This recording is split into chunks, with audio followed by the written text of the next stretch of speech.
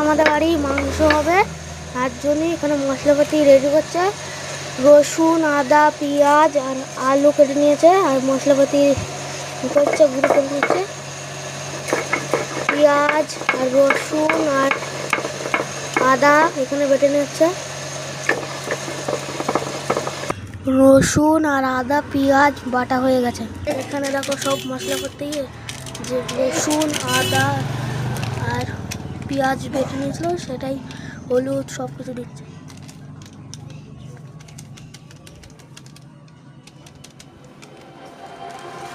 এখানে এখন কড়াই মুছে নিচ্ছে, দেখতে পাচ্ছেন কড়াইটা মুছে নিচ্ছে, তেল লেগেছিল বলে।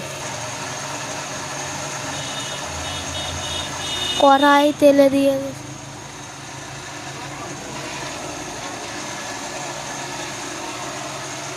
তেল দিয়ে দিয়েছে কড়াই। এখানে কড়াই পেঁয়াজ দিয়ে দিয়েছে তেলে।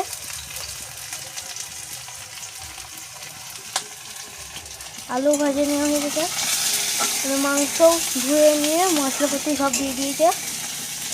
এখন শুধু করলে মশলাপাতি হয়ে যাবে, সব কিছু হয়ে যাবে।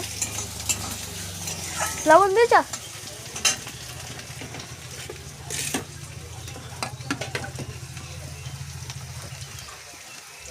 মাংসতে তেল দিয়ে দিল, মশলাপাতি মাংস আর তেলের সঙ্গে মিশিয়ে নিচ্ছে।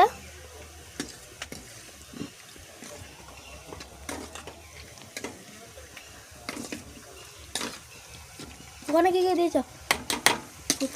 ওইখানে জিরে জিরে পেঁয়াজ,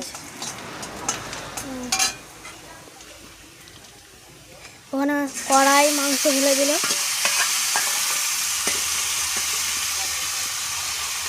এর মাংস হবে।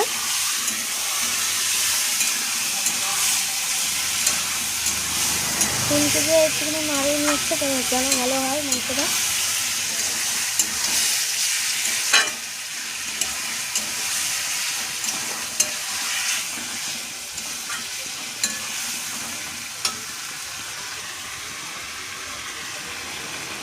এখন দিয়ে দিচ্ছে কড়াই, এখন মাংস আর আলু দিয়ে দিচ্ছে।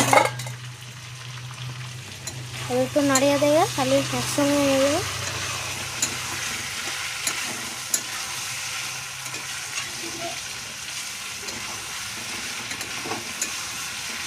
ফাইনালি হয়ে গেছে, এখানে মাংস দেখতে পাচ্ছেন।